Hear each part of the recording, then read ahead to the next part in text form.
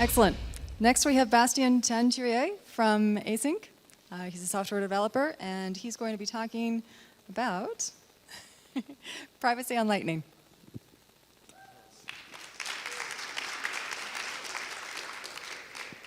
Buenos dias, San Salvador. So I'm Bastien. Hopefully my slides are gonna come up. Oh yeah, perfect. So I'm working on the Lightning protocol specification and Eclair, one of its main implementations at ACINQ, and I'm here to talk to you about privacy.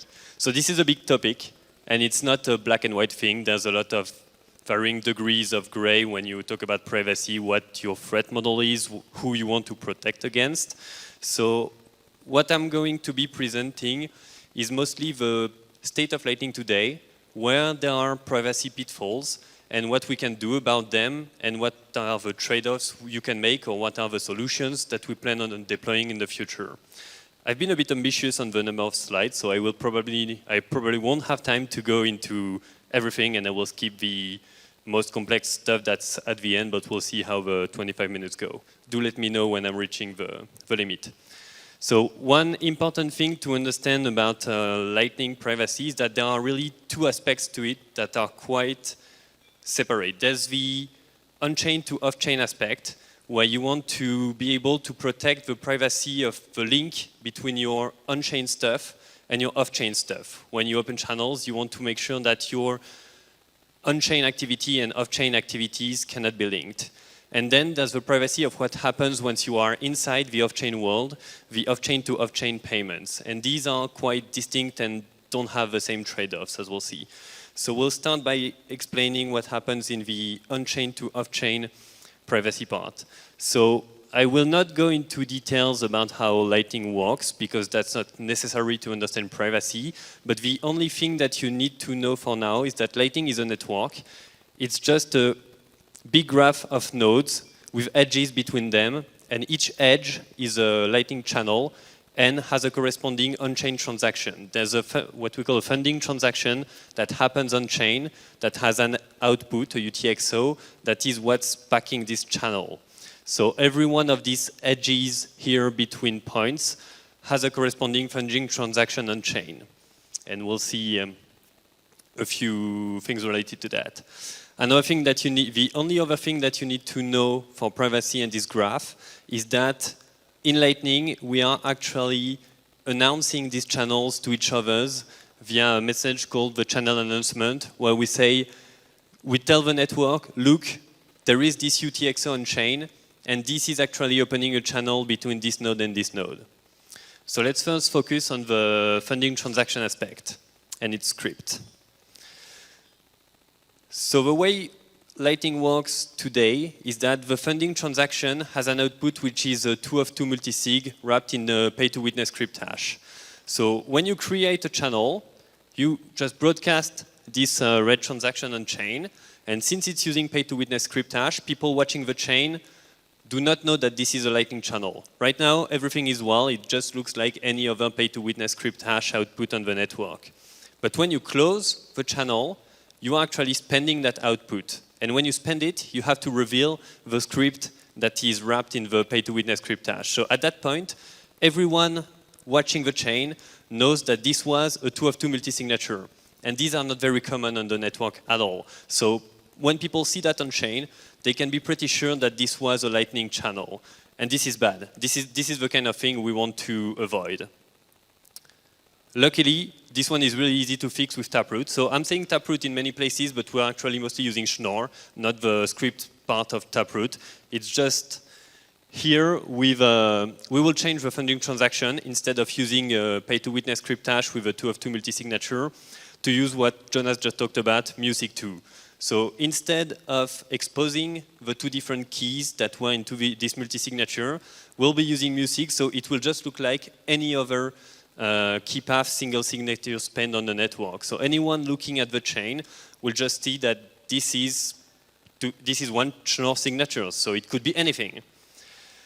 But the issue is that there are two ways we can close a channel on the network right now. There's the cooperative close, where both peers agree to build a new transaction that spends the funding output and spends it efficiently and redistributes the latest balance of the channel between the two peers.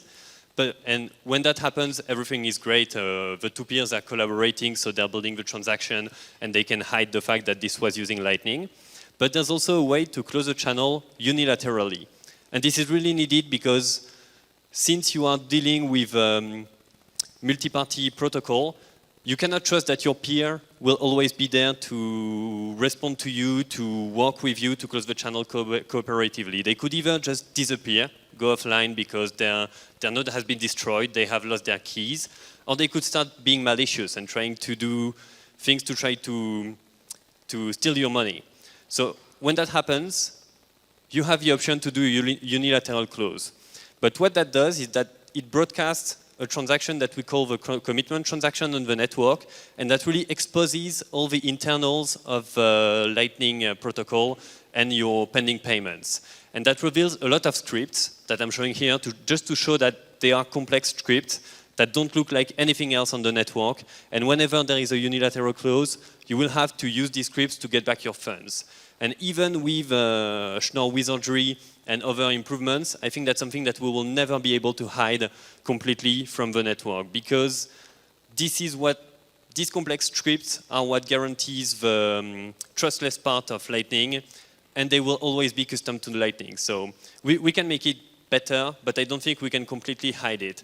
But hopefully, in the future, when buggy implementations are not there anymore, this will only happen when your peer either disappears because they had a catastrophic failure, which should not happen often, or because they are malicious, which should hopefully not happen often because they wouldn't be able to gain anything by being malicious. So now the second aspect of the on-chain to off-chain part is this channel announcement that I talked to you about. The previous slides were only considering an attacker who was watching the chain. But actually, in fact, an attacker can do more. They can just run a Lightning node. And when they run a Lightning node, they receive all the announcements for all these channels. So even if you have been able to hide on-chain the fact that this was using Lightning, you are actually doxing it in the Lightning network by telling the whole world, look, this is my channel, and this is the corresponding UTXO, which is kind of bad. So you may say that this looks bad at first, but is not that bad, because when you broadcast on the Lightning network the announcement that there is a channel and there is a UTXO, a channel is between two peers, and right now only one of these peers is putting the funds in the channel. So you may say, okay, but that's deniability. You don't know if it's Alice's funds or Bob's funds, so it's okay. But in fact, it's not, because it's really easy to figure out if it was Alice's or Bob's funds in the channel. For example, let's consider the first box, change reuse. So we start with a funding transaction between Alice and Bob, and we announce to the network in that channel announcement that there is a channel between Alice and Bob. And you think that, yeah, it's okay because no one knows if it's Alice's funds or Bob's funds. But actually, usually there will be a change output in the funding transaction, so you don't know yet if it's Alice's or Bob. But imagine that Alice opens another channel with someone else, Carol, and uses this output. Then she just doxed herself, because since it's Alice that appears in both of these channels and not Bob, you know that the first channel was actually using Alice's funds, and she just doxed herself. And it's the same, even if there is no change output, when you're closing the channel, you want to reuse your UTXOs, because you just close the channel, you get funds back on chain, you need to do something with them. You cannot just turn them away and not use them, otherwise it's the same as just losing funds. So you're reusing those to open another channel with Carol, and then you just expose that the first channel, at the end of the channel when you closed, this output belonged to Alice and this was her balance in the channel. So, and you may think that it's okay, just use CoinJoin between the two, but it doesn't help, because if you start with the first channel, use the change output in a CoinJoin, think you get new clean coins, but then this clean coin is used to open another channel with one of the same participants, then you just lost that privacy aspect, because people know that in the end that they can retrace the path that this can made from an Alice to Carol channel to an Alice to Bob channel, and you just did a coin join for basically nothing. So you can do it in a more complex way and get a bit more privacy, but this is to show that it's really hard to correctly break the link between on-chain and off-chain if we keep on announcing our channels in the network. So but there is a solution to that. Why do you announce these channels on the network? Just don't tell the network about it. But actually the reason we do that is because we need routing to work. And the way routing works in the Lightning Network right now is that everyone who runs a Lightning node is able to receive all these announcements and build the graph of the network locally. So everyone knows what the graph looks like. So when they want to send a payment, they're able to just find the route in that graph and send the payment. So if you don't announce your channels, people will not know that they are able to route through you. So routing nodes really need to announce them. But what happens if you're not a routing node? If you're a wallet that is just sending or receiving payments, or a merchant who is only receiving payments, then you don't need to announce your channels. And you should not, because if you don't announce them, you're protecting your on-chain privacy. And right now, all wallets don't announce their channels, which is great, which gives them more privacy than routing nodes. And even channels that are doing routing can use tricks and don't need to announce all of their channels. Whenever you have multiple channels with the same peer, there's just no reason to announce all of them. You can just announce one of them and have other shadow channels to that same peer that you do not announce to the network. It doesn't give you perfect privacy because the one you announced just revealed one UTXO on chain, but at least you don't reveal all of them. However, this has a few negative impacts because it means that the network will not see the complete capacity that you have between those peers. And right now, pathfinding heuristics use the capacity to prioritize channels that are bigger, so you may be less prioritized in routing. But privacy is always a trade-off. You have to give something in return for more privacy. And I just said that unannounced channels are great for wallets because they're hiding their channels, but actually they are hiding their channels from the network, but they are then doxing them in invoices. Because I just said that as a wallet, you don't need to tell the whole world about your channels, but when someone wants to pay you, they still need to be able to find you. They still need to be able to find a route to you on the graph. So you have to tell at least the payer that you have these channels that are not announced, but that exist so that they can use them to reach you. And right now, the way it works is that we're just including the channels in the invoices. And if you only gave the invoice to one payer, it would be kind of okay, even though once that channel is revealed, it's revealed for eternity, which is bad. But people tend to post invoices on public places like Twitter. So they're telling the whole world, look, this is my private channel, my unannounced channel, and now everyone knows about it. And this is really bad. But fortunately, we have a solution for that, and I'm a bit chilling my own work here, which is called route blinding. It's a PR that I opened almost 2 years ago, and it completely fixes this issue. I'll try to give you an intuition of how it works, but there's a lot of cryptography in it, and it needs review. So if you have time to review it, please do. It's on the Lightning Bolts repo. The PR is I think, PR 765.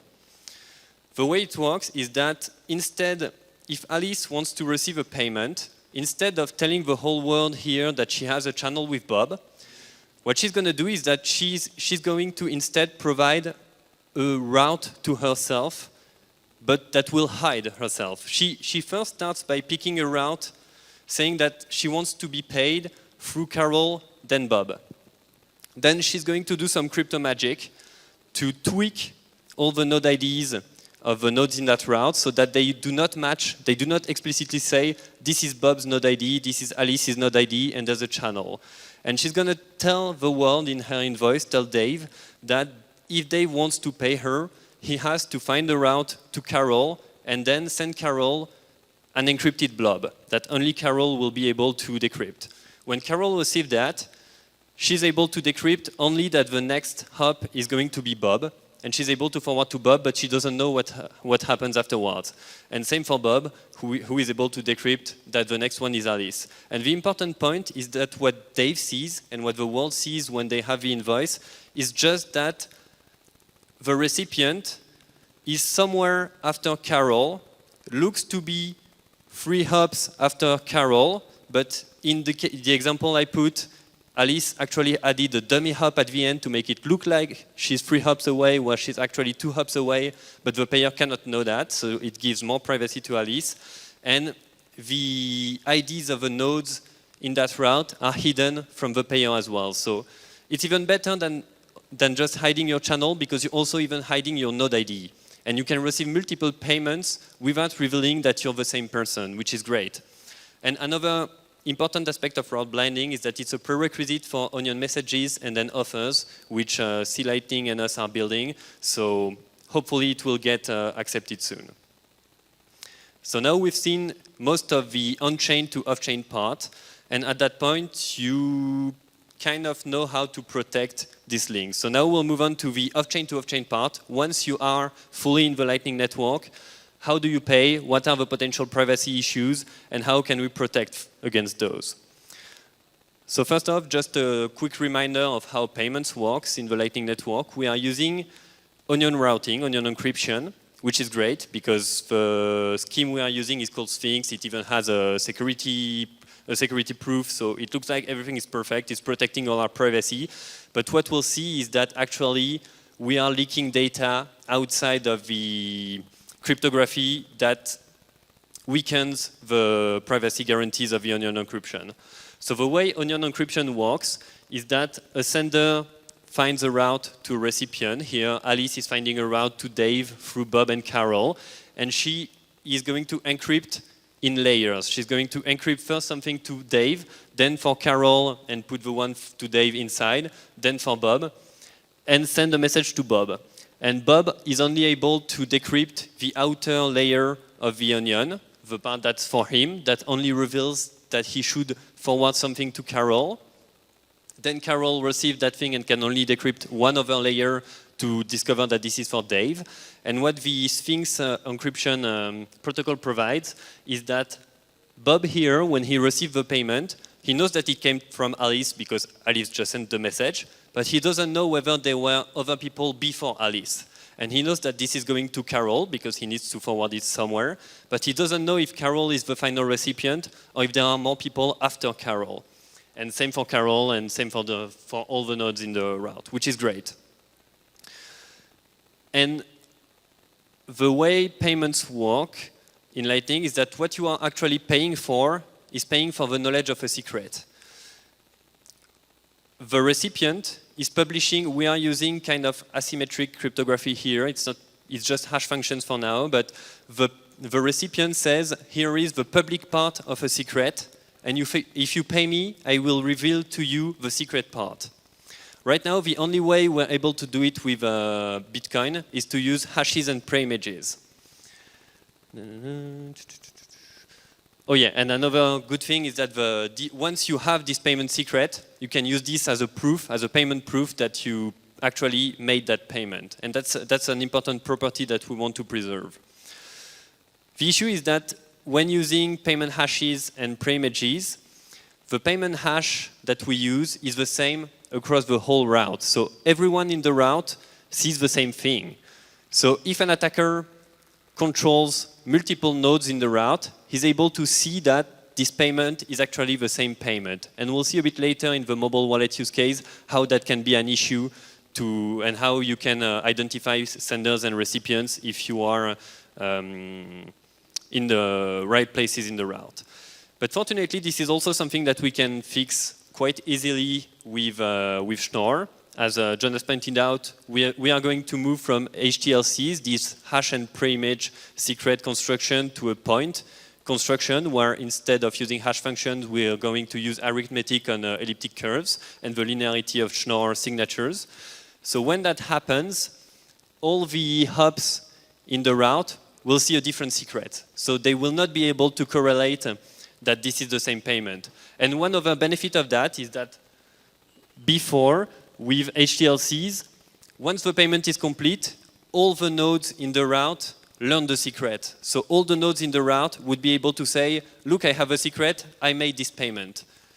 But once we move to PTLCs, only the sender gets the real secrets, and all the other nodes only know a kind of sub-secret that doesn't let them prove that they were the ones to pay. So this is a great improvement, but this is something that will take a bit of time to deploy because there are a lot of things that need to be standardized and finalized first. So if you have time and you are a decent C programmer, you should review Jonas's PRs on MuSig, his spec on adapter signatures, and all those things that we will then be able to use in Lightning.